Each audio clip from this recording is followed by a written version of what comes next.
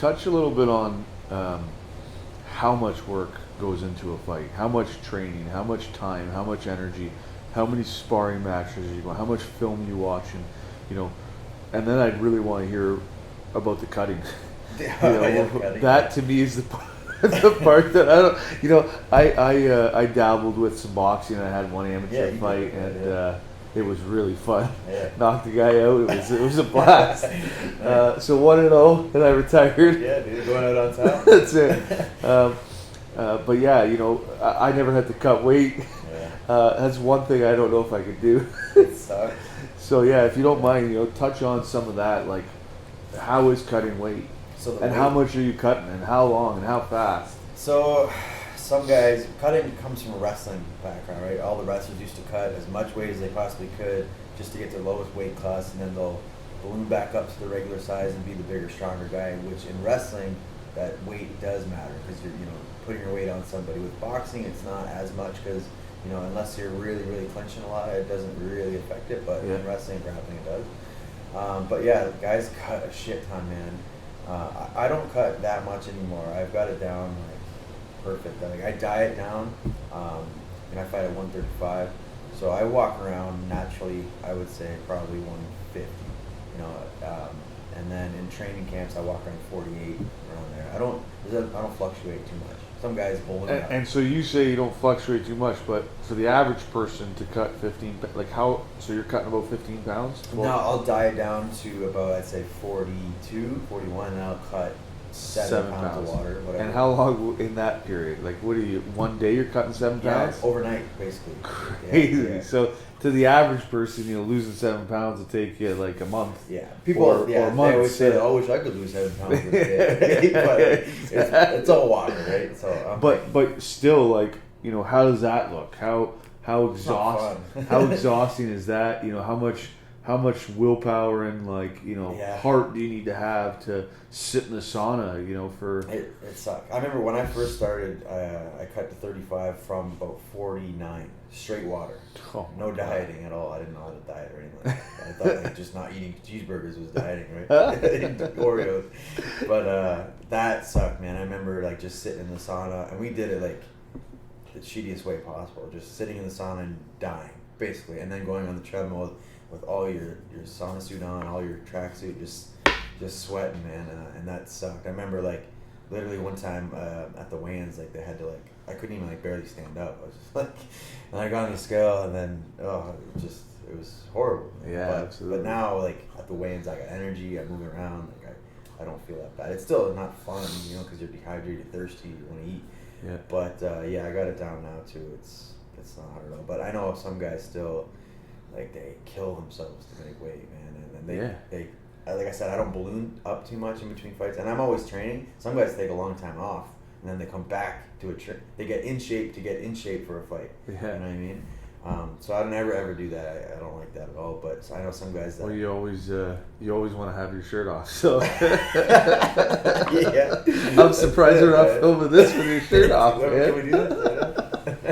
So you always have to have that 6-pack showing. So then there's very little to cut when you're ready for your battle. That's it, man. Just gotta stay, beach ready. That's it.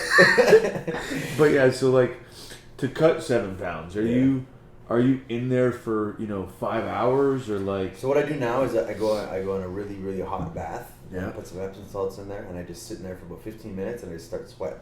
That just opens the pores up, and then just your body, you're in a hot environment, right? So you start sweating. Then I'll hop out and I'll put some sweet sweat on, throw my sauna suit on. Yeah, it just basically opens up your pores, helps you sweat more. Yeah. And I put my sauna suit on, track suit on. Then I go lay down and I wrap up in a whole bunch of blankets and like a mummy. Just sit there and watch TV. And you just sweat, right? Because it's like a little cocoon. Yeah. So I usually do that cycle, those two, and then usually do it about twice. This last one I only did it 1.5. It was easy, just came right off. But yeah, I'll do that and I'll be on weight. But sometimes guys will go and have to go and sit in the sauna for a long period of time. So you're not even needing to do the sauna? No, I haven't done it the last 2 now. So. Well, that's really good. Yeah, it's a lot easier. Yeah, absolutely. Yeah. I remember going to the sauna and seeing. I forget where it was, but watching them with the It's credit. probably Brock, right? I think it was. Yeah, It was it at was, Brock. yeah. Yeah. And you see them with the credit cards, Yeah, like just- peeling the sweat off their body and, Yeah. and sitting there. I never understood that really. I guess it's just the sweat more, I guess, but like, Yeah, I never did that shit. Yeah. I'm sweating good. Yeah. I don't want to wipe. I don't Yeah. know. So in those periods, you're not drinking any water. No. Like you're just. So Yeah. that's tough on the So it's body. usually I do about 24 hours without any fluid. Wow. Yeah, so I'll eat a bit that day, just to get some energy in me to continue if I have to do more. But yeah, you're cutting. At first, you're hungry and you got that like you're craving shit. You know, you're walking by like paste donuts, like oh my god, I want to eat that. But then after you hit a point and it just switches to thirst, and then you don't even care about food. Just like give me a drink. Just funny how the brain tells you what it needs. Yeah. You're not supposed to. Your body's not supposed to not have water in it. Right? 100%. Yeah. So that's that in itself is a fight within the fight. Yeah, man. A lot of guys, their biggest battle is the scale beforehand. I wish we didn't have this stuff. I really wish we got rid of weight cuts. I would be cool if we had same day weigh-ins, and I fought at 145 because I'd be walking around at 46, 47 anyway. Yeah. But then there's gonna be guys that try to cut that day, and then they go in the cage, and that's even more dangerous, right? So it's hard to it's so hard to know what to do, and that's because you got some guys that are cutting 20, 30 pounds, right? Yeah. Which big time. And so what? Then the next day they're just doing the best they can to get back into his best shape. So a lot of guys IV just to get that fluid back in them quickly. You know what I mean? I know some guys that like I remember. Lyndon, right? Yeah. I remember he dropped to 135, and he was always a little bigger than me. He was a weight class bigger, and he weighed in at 36 or whatever, and I think he went back up to 161.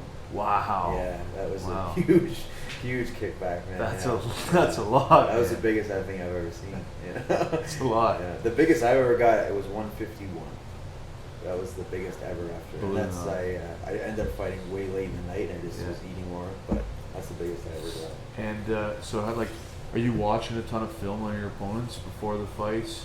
I used to do that quite a bit, and then I found it I didn't like it anymore. It kind of messed with me mentally. Yeah. I'd start worrying too much about what they're doing, and not feeling the fight. Yeah, and I'm gonna do what I'm gonna do rather than I'm just not gonna worry about what he does. So now I look at the guy, and I see is he southpaw, is he orthodox, is he more striker based, wrestling based.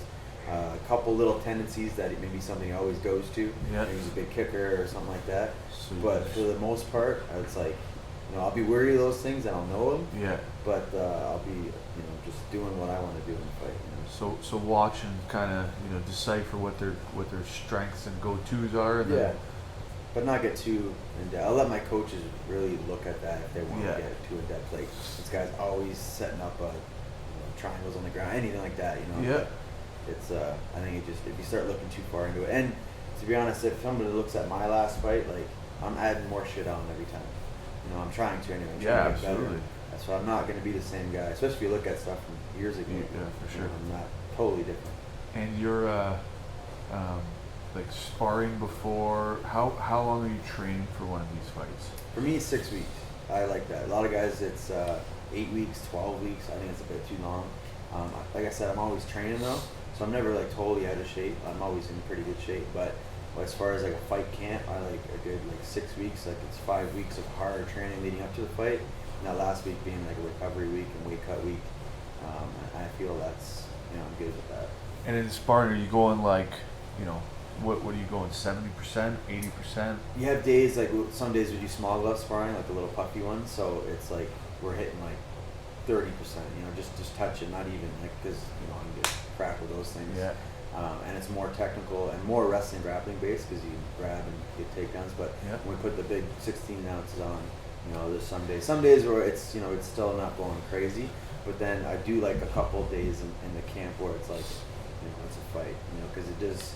You need that for timing. And when you say it's a fight, are you going 100 or are you going? Yeah, you're going. You got big gloves on, you got elbow pads, knee pads, shin pads, so you have some protective gear on, but it's just more so, it's not to try to kill each other, it's just more so to get that feel of a real fight, because that's how it's going to be, right?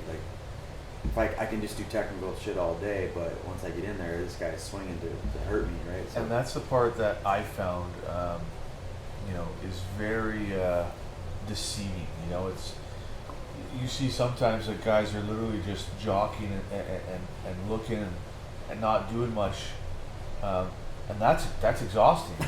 Like yeah. like literally, like this guy's gonna hit you, Yeah. and you bracing and the energy, the stress of it, that all can wear you down, right? Oh, like yeah, dude. I would find, like, even in sparring, like, even though I'm only throwing, I can hit the bag for Yeah. a long time, Of course. but then I'm in there and I'm only throwing 4 or 5 shots, and then I'm like bracing for shots, Yeah. and then I'm like, shit, I'm pretty gassed. Yeah, man. So that takes a lot of It just getting takes time. used to. Yeah, yeah. And like they said, a lot of guys, they said it takes them like 10 fights to feel somewhat comfortable, and I think that's definitely true. Like it was probably my 10th fight that I actually felt in the cage where I felt some comfortability. But everything up till then, I was going on, a lot of instincts and a lot of athleticism. Still showed some skill set, of course, but it wasn't until later that I could actually feel loose and comfortable and more like I'm in the gym. That's what you want to do. You want to make it feel like you're in the gym, but you're going with 100% intention. Yeah. And just because those nerves are the killer for sure. And that obviously, with the fight within the fight, are you conscious of your adrenaline levels? Are you conscious of like what's going on with your, emptying the tank too quick, or is that something that you have? You try to be, yeah. You try to be. Like I've had fights in the past where like I've hurt the guy and I tried to finish him, or like in one of my fights, I remember I had the guy's back in the first round and I had the choke like pretty much sunk in, and I was just squeezing as hard as I can for like a minute and a half, and then I didn't get it, and then after my arms were just like bricks, and I was like, oh my god, man! I just get my coach's massage on the forearms in between rounds, and so those type of things, it's just like, you gotta. That's where like a good vet just kind of knows, right? He knows he's been there, he's done that, and he knows like when to amp it up, when to slow it down. And for me, I found recently is breathing, like slowing my breathing down. That's my biggest thing, because that it's just our body's natural reaction. When we do slow it down, it calms us down, right? Like that's why I would say take deep breaths and I've bumped into yoga a couple times. We've done a few classes together. It's awesome. Yeah, like I really think that I truly think it's the key to like living longer. To be honest, really kind of detoxing the body and learning how to breathe and learning how to deep breathe and bring oxygen to different parts of your body. It's helped me tremendously.